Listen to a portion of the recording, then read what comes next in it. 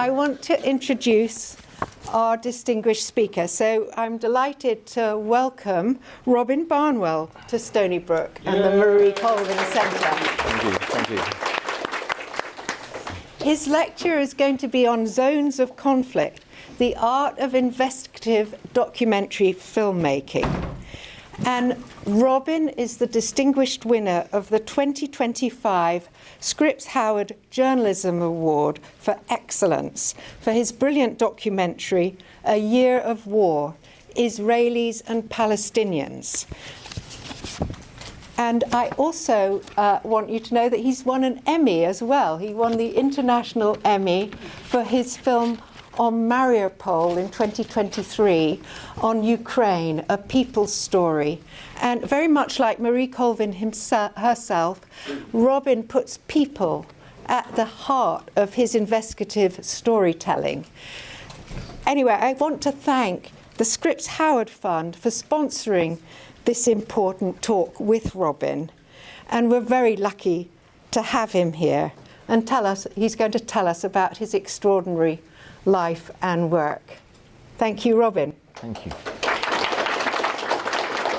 Well, thank you very much. I'm really touched and honoured to be here with you and all. Thank you, Sarah. Thanks to Stony Brook and to the wider staff and team.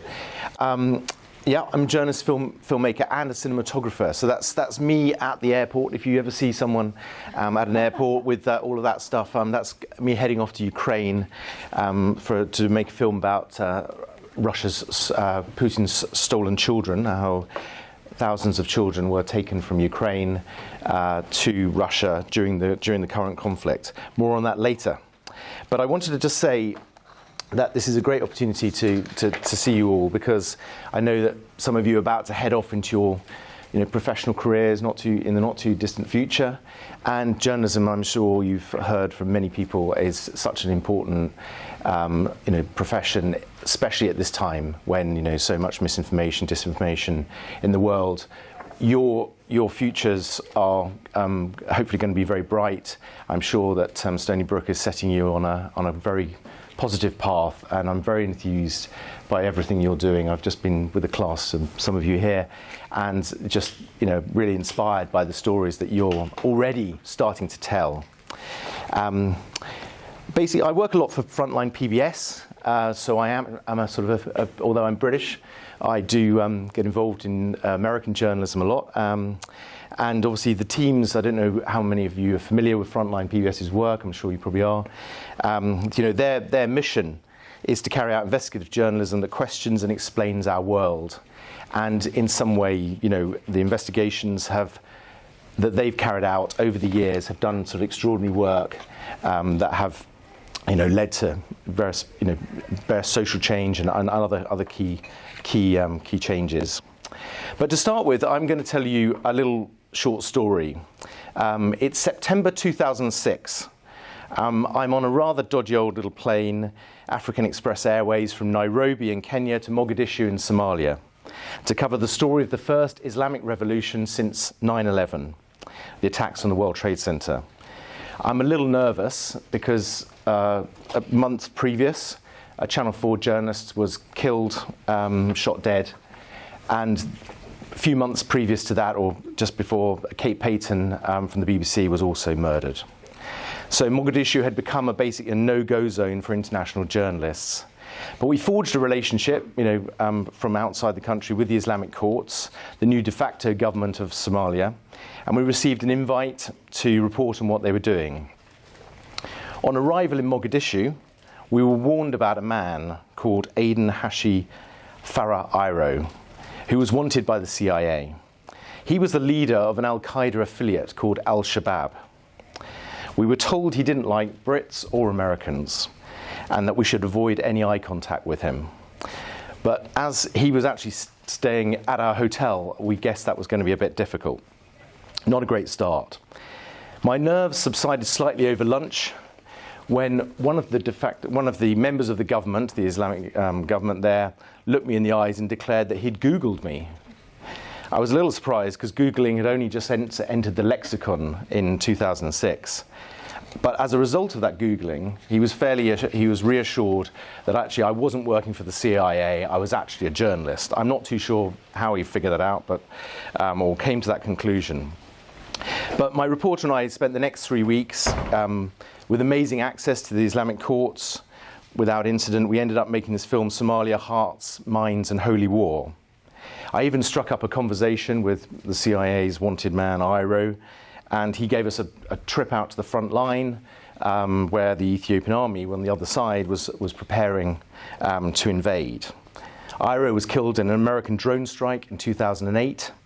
The Ethiopian army invaded, and the Islamic courts was overthrown in 2007. I'm telling you this story not to highlight any personal bravado, probably more dangerous recklessness, but to highlight how the world has changed for filmmakers and journalists over the course of my career.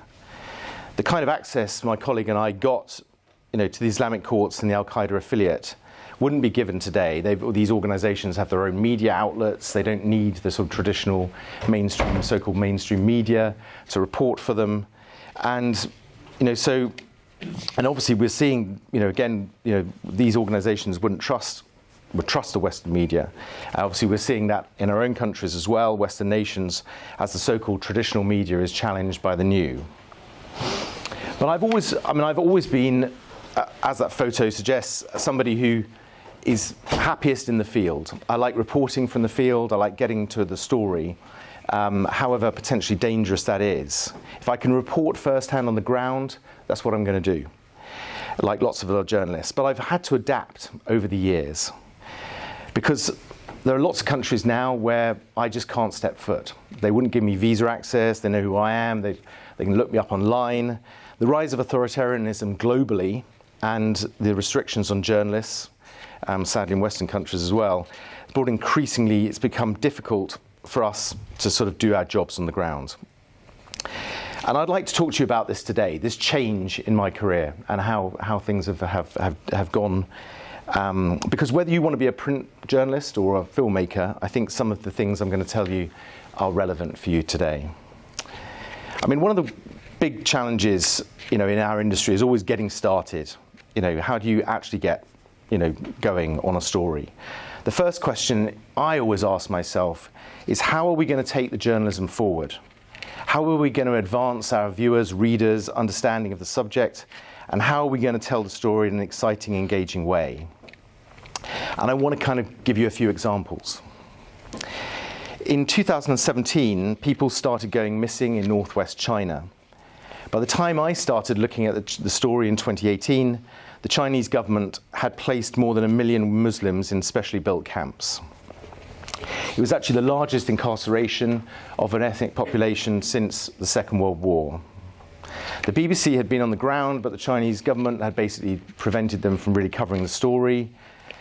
And their reporting was powerful with some academics, but it wasn't telling a bigger picture.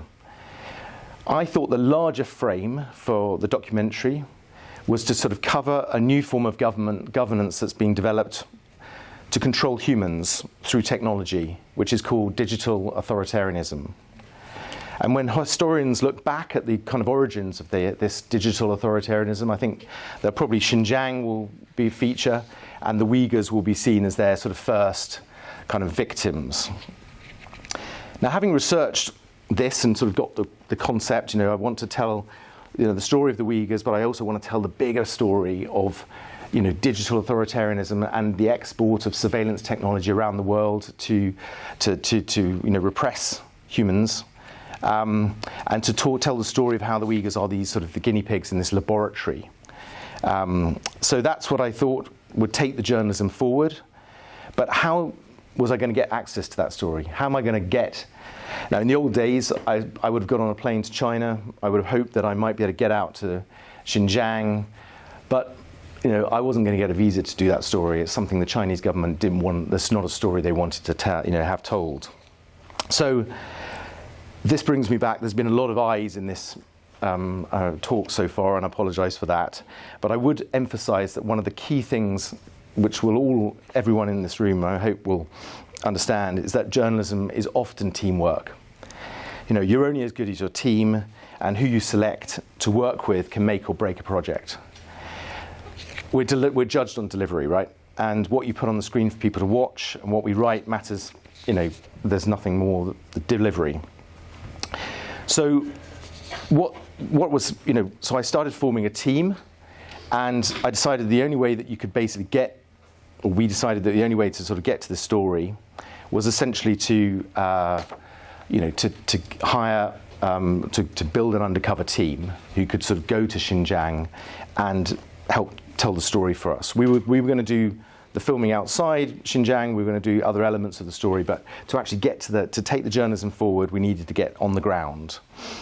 And we've got to take into account also that, if I turned up in Xinjiang, I'm going to basically, the people I'm going to talk to, I'm going to put at risk. So even if I could get to the story in that case, I was feeling that as obviously a white British man, I was going to stand out. I was going to basically endanger my sources, endanger the interviewees. So we decided to go for an undercover. But then you have to select, your undercover team, right? So you have to select who you're using. And, then you think, how are we actually going to, who's going to get into this story for us? Now, we decided the Han Chinese, the largest ethnic group in China.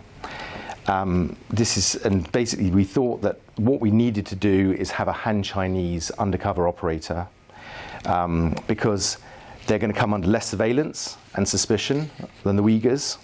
They'll blend in, and crucially, the people that we're trying to target for interviews and secretly filmed interviews, they will be Han Chinese officials. So, and this proved to be the case. We actually came up with a plan which we're able to execute. I'm just going to show you a brief clip from the documentary, which will explain our thinking.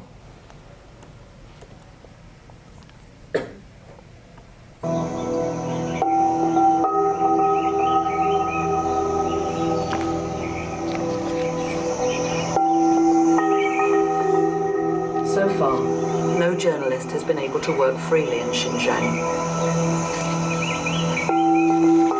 So our best option is to film undercover. Uyghurs are under constant surveillance. Foreigners are followed and harassed. Only an ethnic Han Chinese will have the freedom to film for us. At last, we find someone willing to take up the challenge. He knows it presents real dangers. 我们也是冒着风险去做这个工作。这个对于全世界来说都很重要。 The Chinese filmmaker's undercover name is Li. Li is Han Chinese, part of China's ethnic majority, but even so, if caught, he'd face a long time in jail. Li's doing this because he doesn't like the direction in which China is heading. 就是外面的传言就是说新疆的情况非常的严重，当地的人没有人权。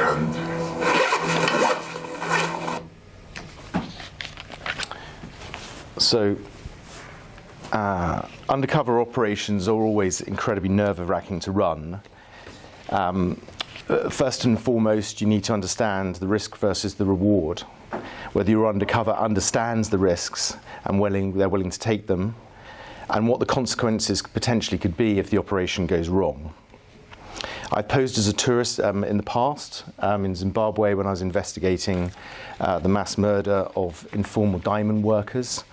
I unfortunately turned up in Harare. I discovered my BBC press pass in my bag, which I hadn't destroyed, so that quickly got flushed down the toilet. But my undercover team, who was smuggling my kit in from South Africa, they actually forgot to bring my kit for some reason, so I then ended up kicking my heels.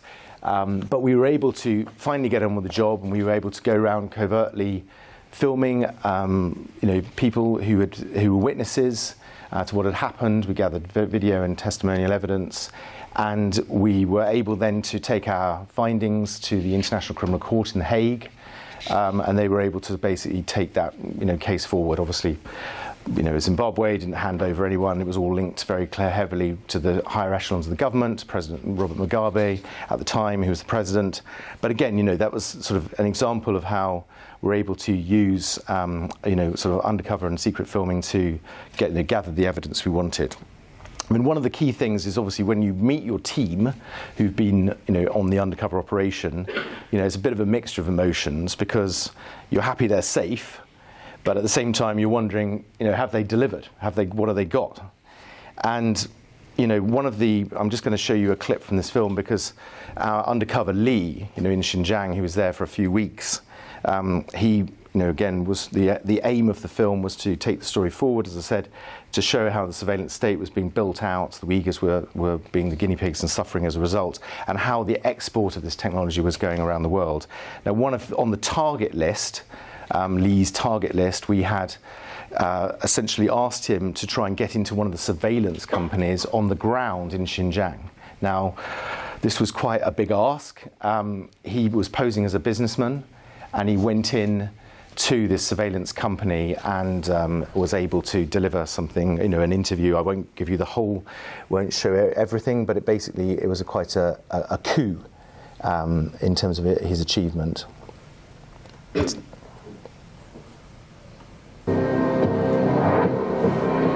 One of the leading Chinese technology companies working hand in hand with the government in Xinjiang is this one, Leon. In Xinjiang Autonomous Region, Leon assists communication operators to jointly build information society bases on fifth generation.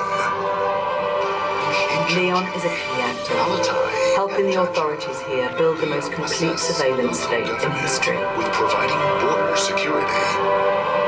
In Xinjiang Production and Construction Corps, Leon helps Shihezi's project of Tranquil City.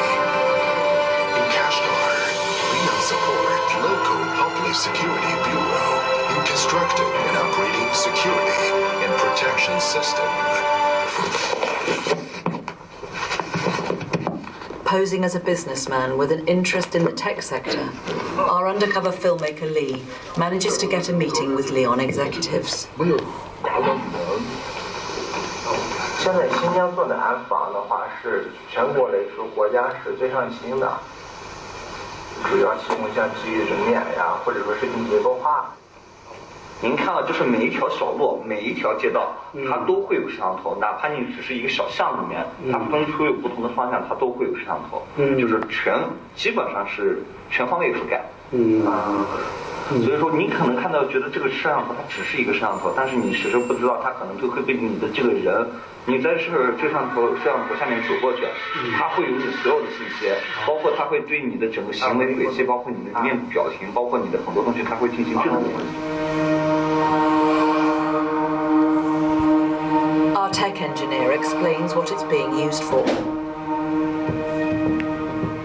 Uyg'urlarniki chiroy ifodasining dastlabki chiroy ifodalari bu tizimda oldin selishtirilgan sonliq ma'lumotlar omborchiga kiritilgan. Shunga buningda asosan analiz qilinganlar tipik Uyg'urlar nuqtali analiz qilindi.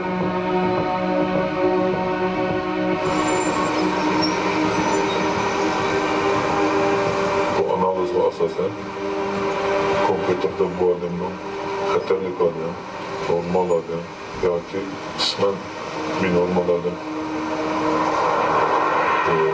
chiroy turmush sistemida uning harakatini jiddiy masalan odatsiz juglab mana shuni oldin o'tkazsangizmi sizni xatarlik holatiga kirganingizda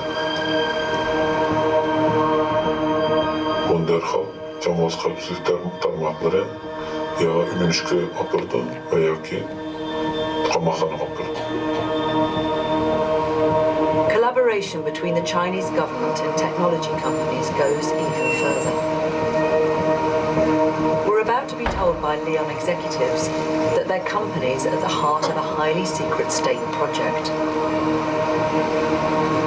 要在整个全国的全世界，它现在整个安防这一块，它有很多非常成熟的这个解决方案，包括能够实际落地和应用的这样一些场景。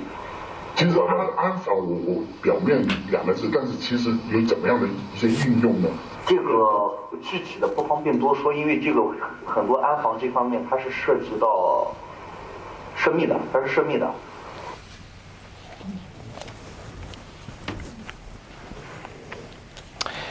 One of the great privileges of being a filmmaker and journalist is having people entrust you with their stories. With this trust comes great responsibility. I never show characters who feature in the film a cut in advance. I don't need them to love the film, but I do really want them to feel that we've fairly represented them and their views and handled their stories with the sensitivity it deserves. Investigation in journalism is central to the documentaries I make, but so critically is human emotion. I want the viewer to care about the subject, and neither the undercover nor the covert filming nor expert interviews are likely going to achieve this. Most stories you cover are going to have an emotional edge, and finding the right character to bring that across is going to be critical. Casting for the right characters is as important as creating the right team. But remember, the characters one features are part of the journalism. They're not just emotional props. They're carefully selected in order to make editorial points that one has thoroughly researched and verified. I've built whole films around characters whose testimony makes the key editorial points without feeling forced. The destruction of the Ukrainian city of Mariupol, which Sarah referred to earlier, is one such film. I mean, unlike this film on the Uyghurs, Mariupol had no narration and it ran for 90 minutes. But the intimate interviews with the characters had all gone through hell, had to tell of the story of the collapse and destruction of Mariupol in detail. So we did, tons of research charting how the Russian army, with their, with their some of their allies from east of Ukraine, had basically dismantled and destroyed this entire city, and so we wanted it to be essentially a kind of almost a chart of a war crime that we could sort of break down, and our characters were going to tell that story. So we basically methodically built out this picture. But also the other key thing I wanted to bring across, and that's why the framing of the story was the people's story, because this was the largest civilian loss of life in a city since the Second World War. And so we wanted to kind of frame it as like, if you're an ordinary European citizen, what is it like to you're living your life one day, taking the kids to school. The next day, you've got one of the world's largest, most sort of, war crimes-driven armies on the planet heading your way and basically destroying your city, and you have no way to escape. There were people eventually who got out, but they were all, that was basically for the first few weeks, it was pretty much impossible to leave. And so that was the kind of focus. I've learned that interviewing people, and particularly just in the immediate aftermath of events, of course, you do that for news, that's important. But I think if you wait a little while, sometimes, not too long, you don't have to wait years, but months, you can get some really incredibly powerful interviews from people who've been through extreme trauma. And again, that's a sort of the whole essence of building a bond with the characters of your films or your articles, the digital pieces. That's the important thing. And for me, the key driver is always how to humanize the victims, to let viewers, to bring, make them sympathetic characters. I want people to feel for these people. One of the most memorable interviews I did was with a Ukrainian doctor who had been in Mariupol. She had lost her home, most of her possessions, and was living in another part of Ukraine with her family. She hadn't given us an interview to anyone before. It was journalistically, again, part of what I wanted to put together as an account of alleged Russian war crimes. the bombing of the maternity hospital and the death of a mother and her child.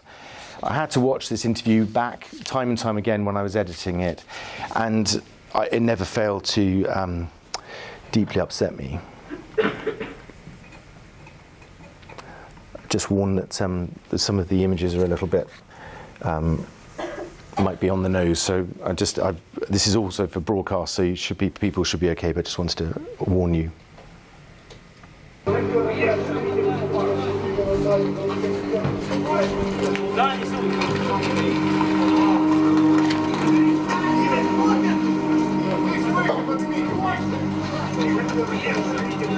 Я как увидела рану, я сразу поняла, что ситуация тяжелая будет.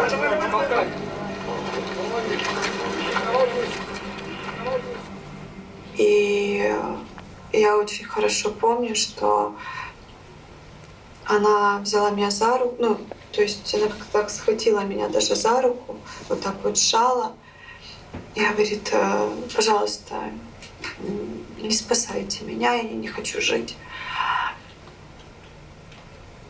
И когда уже извлекли ребенка, ребенок был без признаков жизни. И я видела своих коллег, которые просто у них слезы текли просто ручьем. Я ничего страшнее в своей жизни не видела. Это просто как мы запаковывали в черный мешок женщину молодую с ее ребеночком.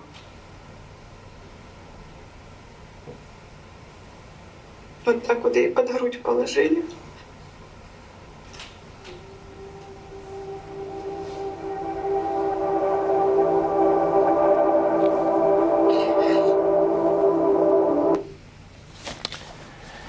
The art of persuasion is something you're going to need to refine over your careers. Our business is often about persuading people to do things that they don't necessarily want to do, or which don't necessarily come naturally to them.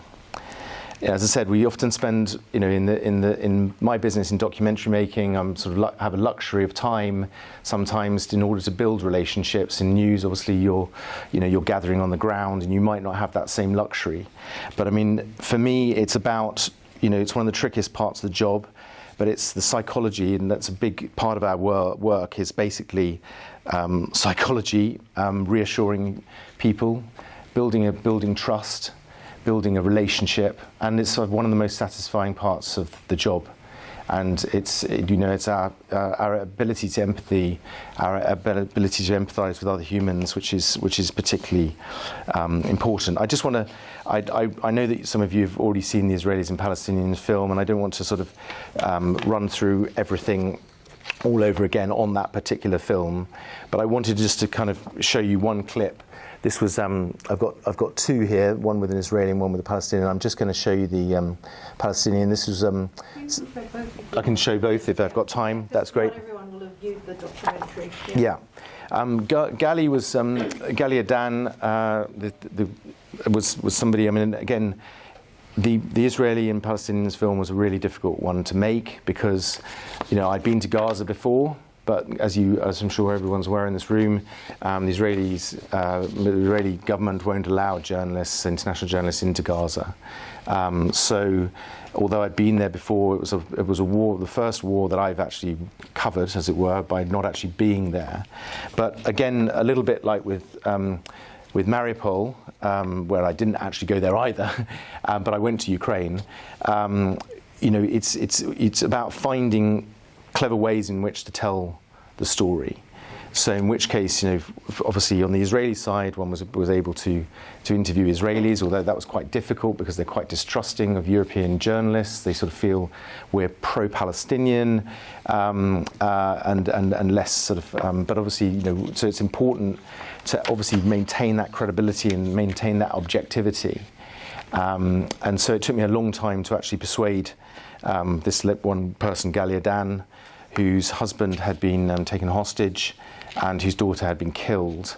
But I wanted to wanted to choose Gali as part of the documentary because her story was incredible, and also the visuals with her story were incredible.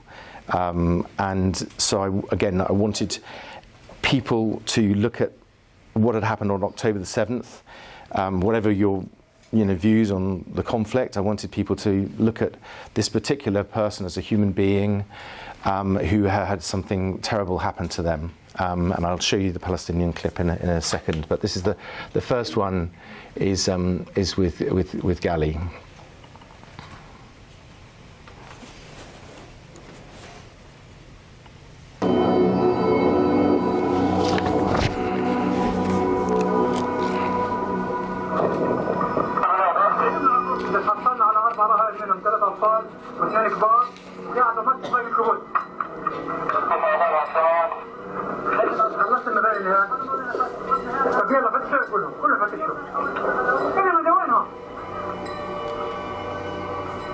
ואז קיבלנו דעה מהביטחון לנעול דלתות וחלונות בממ"ד ולהיות בשקט.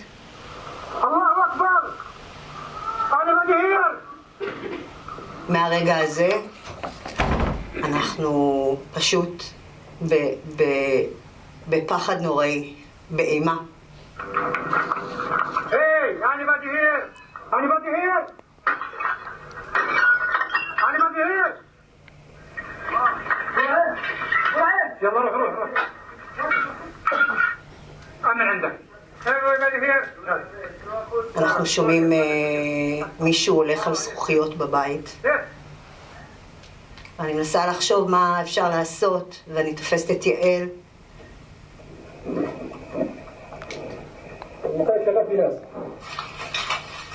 צחי תופס את הידית של הדלת ומנסה להתנגד.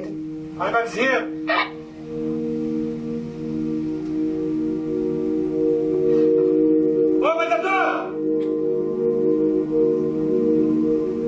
מעיין קפצה על הדלת לעזור לצחי והם ירו בדלת.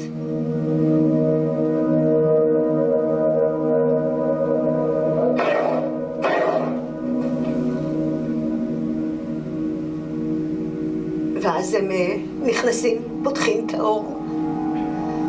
ואני רואה את צחי יושב עם ידיים מגואלות בדם. הוא אומר לי לא, לא, לא, לא. הוא אומר גלי תעזרי לה.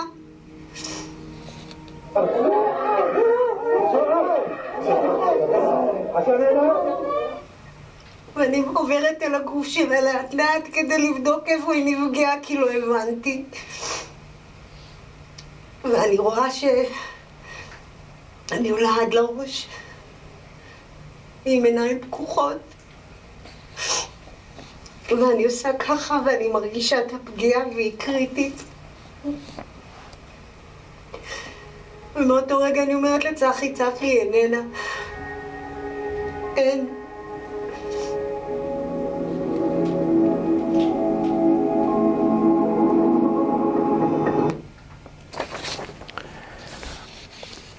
We made this film, including Israelis and Palestinians. Obviously, this was a year ago, and obviously the Gaza war has gone on, for another whole year. Would we've made it differently, knowing, obviously the situation now? I think at the time what we wanted to do was we wanted to again show, Israelis and Palestinians and how the war, October the 7th, and the war in Gaza had impacted their views about each other. So that was sort of a critical part of the storytelling. We wanted to essentially, have sympathetic, empathetic characters who we could sort of understand how their perception had changed on sort of subjects like the two-state solution and all of that. It was a very uncomfortable and difficult film to make. I got a lot of flack from everyone, basically, from Israelis and Palestinians. But it was, I think it was important that we told the story sort of looking, because what happened and what's happened over the last 2 years is going to impact the region and people for decades to come.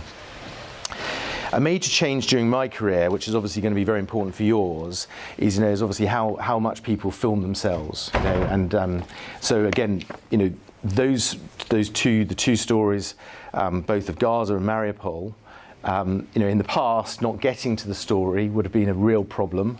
And it would have been very, very difficult to cover that story. I mean, probably impossible, certainly for television.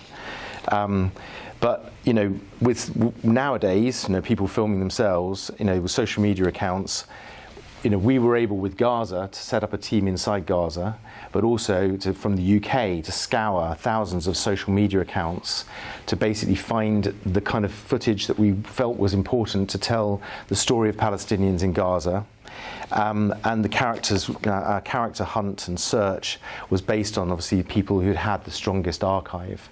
One of the other factors was, of course, we didn't want to ask Palestinian journalists who were already dying in huge numbers to go and to take risk for us.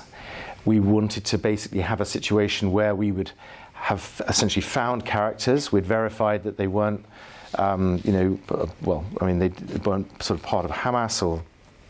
Because that wasn't what we were trying to show, that they were ordinary victims, and basically to look at them and gather their social media. Then we would get our journalist, our Gazan team, to go and do the interview with these people, and we construct the story. And getting the footage out of Gaza was an absolute nightmare. Because the internet was often down. There was very, very little. We had 4G. We basically ended up. Lots of journalists were basically around hospitals. They were using the generators from hospitals, but as the hospitals started getting hit and blown up, that opportunities to get the footage out became much more difficult. We did finally get all of our footage out, as you see from the film. And we were very lucky to be able to tell the story from northern Gaza, which was at that time incredibly difficult to access. The producer who was working on that story has unfortunately been killed. But we were able to get the story out of this one young woman, Garda, who I'm going to show you now because we were particularly moved by her story and the archive that she'd gathered. Her brother was killed and her father was killed.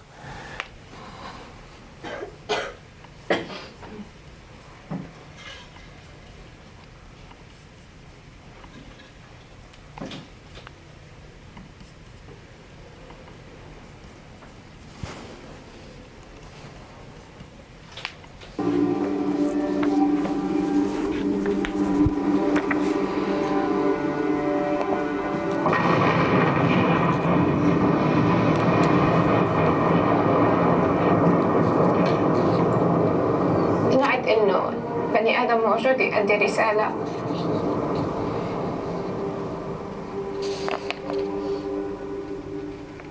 محمد كان موجود معنا عشان يقوم فينا بفترة المجاعة. بحس إنه الله سخره لنا.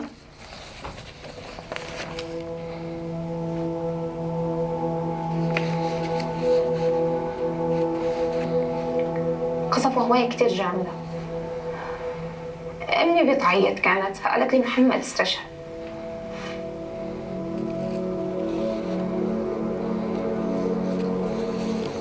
قلت لا تمزحي. بالشارع وقعت بالشارع ما قدرت أتحمل. صرت أجري. ضليت أجري من المكان اللي أنا كنت فيه من الصحابة للمعمداني. وكان ابن عمتي واقف عنده قلت له لا مش محمد صح؟ قال لي لا هو. فقلت له معلش ورجيني ورجاني.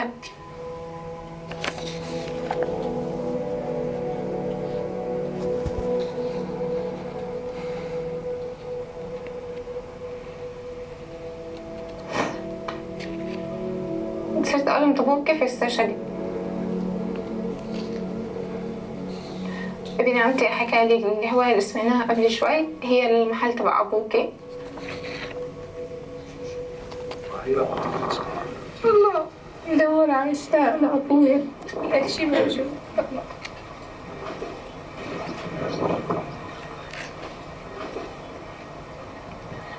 حاول أدور على أي شيء لأبويا، أي حاجة أنا ممكن يدفن فيها ولا أي أثر إله موجود. حبيبي الله يرحمه. ما أعرفش عنه شيء ولا أشوفه ولا أودعه وإذا بدي أزوره مش هعرف أزوره ما أعرف.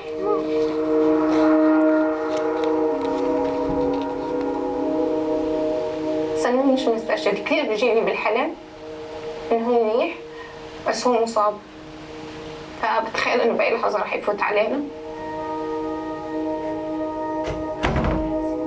أوقات بيجيني بالحلم إنه هو مبسوط هو ومحمد وبضحكوا. كان إلي خليها شوكولاتة هنا يعني هلأ لينا عمرها 3 سنين فهي يتيمة تسأل بابا وين، فكتير بتهرب منها، بحاول إنه أنسيها هذا الإشي لأنه ما عندي أي إجابة صريحة لها.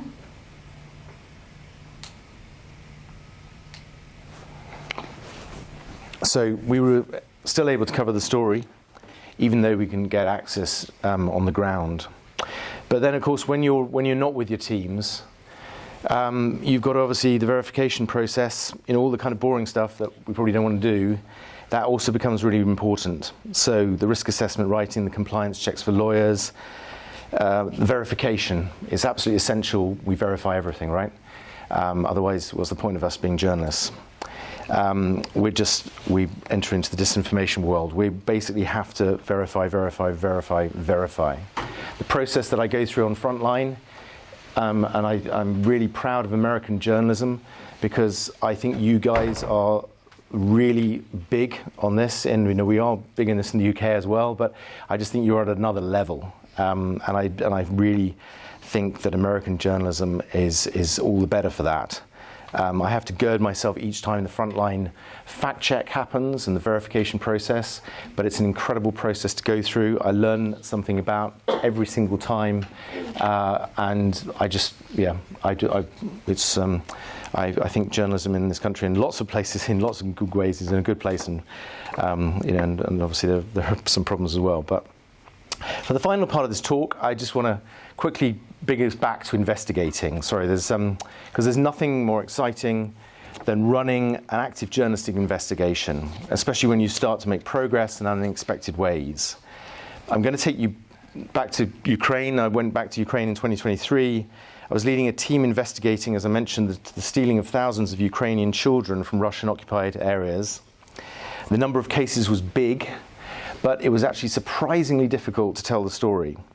It was the middle of the war. There were still going on. I mean, the Ukrainians had secret channels open to speak to the Russians and trying to get their children back. So obviously families were worried about the stigma of admitting that their children had been taken to Russia, or allegedly taken to Russia. Many journalists were all telling the same story, so it was like a sort of real problem. I had the news operations chasing this. I was up against them, when I was also trying to do a documentary. But we had to find an accessible and compelling way to make the film that gave the macro story, but also told it through the micro. And I decided to follow, after some time, a Ukrainian woman who was investigating the disappearance of children from a children's home in Kherson. And Kherson was right on the front line. It was actually, it was taken by the Russians in the first part of the war and then taken back by the Ukrainians. We set up again a team. So we had ICE Stories, which is an online investigation team, the Russian based out of Czech Republic. We basically were then trying to find this 2-year-old girl called Margarita, who'd been taken from this children's home. Again, the team building behind all of this was super important to bring together a group of investigative journalists and filmmakers. Now I'm going to just show you a clip from this film because we sort of threw everything at it. We went on the dark web. We got sort of documents from inside Russia. We were just trying to track down and identify, who might have stolen this 2-year-old child. Now, of course, just one 2-year-old child, right? But Margarita, that's her name, was just one of 20,000 and maybe more children who have been stolen by the Russians. And it's a war crime. to steal children. So I just want to quickly show you this. After that, we'll break up for questions. Yes. That's all right, because I know some people had to leave, but Sorry. But we can go on a little. We can go on longer. Yeah, I'm just going to quickly show you this clip, and this just gives you an idea of how, you know, we had to sort of find an accessible and interesting way to tell the story, and how we went about actually nailing the discovery. This is just a short part from the film. Це вивезення є окремою категорією злочину, тому що воно має не такі ознаки скоєння злочину, як інші незаконні депортації з будь-якого регіону в будь-який час після вторгнення. The filmmakers and Russian investigators are helping Victoria and Diana trace the whereabouts of Ukrainian children Margarita and Ilya. Using the online market for documents from inside Russia, it's possible to find out more about the woman in lilac, Inna Varlamova. We found train records confirming that Varlamova arrived in occupied Ukraine on the same day that Margarita and Ilya were taken from the Kherson children's home by armed men.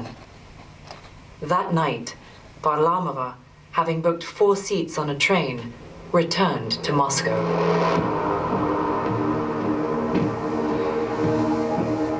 The search for documents also reveals she got married soon after she returned to Moscow. Her husband, a high-profile Russian politician called Sergei Mironov. He's the leader of a major political party, Just Russia. Mironov Sergei Mikhailovich. Mironov is a key ally of President Putin. He's been sanctioned by the UK and the EU since 2014, when Russia annexed Crimea. Уже в ближайшее время вся Новороссия будет в составе Российской Федерации. Наша сила в правде, победа будет за нами. России быть великой! Ура! Він політик дуже високого масштабу. Він звичайний путінський прихлібатель. Путінська маріонетка. 100%. Digging further, we found that Inna Varlamova was involved in a civil court case, but details about it were sealed. The court hearing took place only weeks after her marriage to Sergei Mironov. Through our dark market online contacts, we uncovered a document that shows the nature of the case. We found an adoption record. We shared it with Victoria and Diana.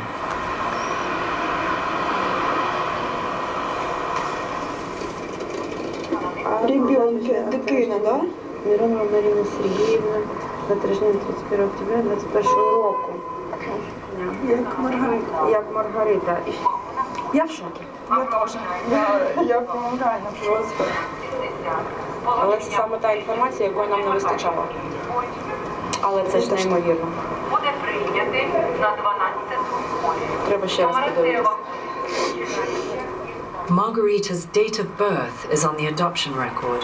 It shows her name has been changed to Marina, her place of birth to Russia, and her new parents as Inna Varlamova and Sergei Mironov. Коли я побачила, що дата народження стоїть така сама, як у Маргарити, я зрозуміла, що це бінго. The documents show a close ally of Vladimir Putin adopted a child after his wife had taken her from Ukraine. Under international law, removing a child from their home country with no intention of giving them back is a war crime. This year, a documentary about Sergei Mironov's life was broadcast on Russian television. Вот там вот иллюстрации книги. Так это все эпизоды из вашей жизни? Вся жизнь в картинке? Ну, в принципе, ну да. Откуда все начинается? Mironov showed the Russian filmmakers his paintings.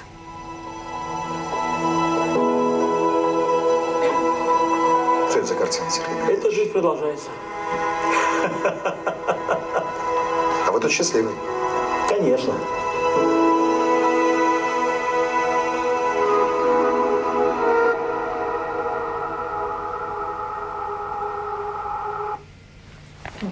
We asked for a response, a right to reply. Surprisingly, we didn't get one. Not surprisingly. We did find a video online later on showing the baptism of Margarita, with both Mironov and Varlamova present. Thank you for bearing with me. Thanks so much. I mean, I did have very few words for you of potential wisdom, maybe not. I mean, never give up. Journalists are incredibly tenacious. You've got to be resilient. These qualities will help you get into the business too. Just keep going. Our work can be lonely. You know, form bonds with other journalists, share your experiences. Mental health is so important as well. Our business is stressful, emotionally draining, and we often get to be in very traumatic situations. Sometimes, hopefully, you won't find yourself in too many of them. But and I also wanted to say this: as journalists, we use social media to promote or bring attention to stories. But remember, we're journalists, not activists. There is an important difference in this. It's important we care about the stories we're covering and the people we feature in them. But we're supposed to be objectively reporting the facts rather than be campaigners. I'm an activist. I've got nothing against activists. They're great. They do a just different job from us. We're journalists, not activists. And anyway, I thank you so much.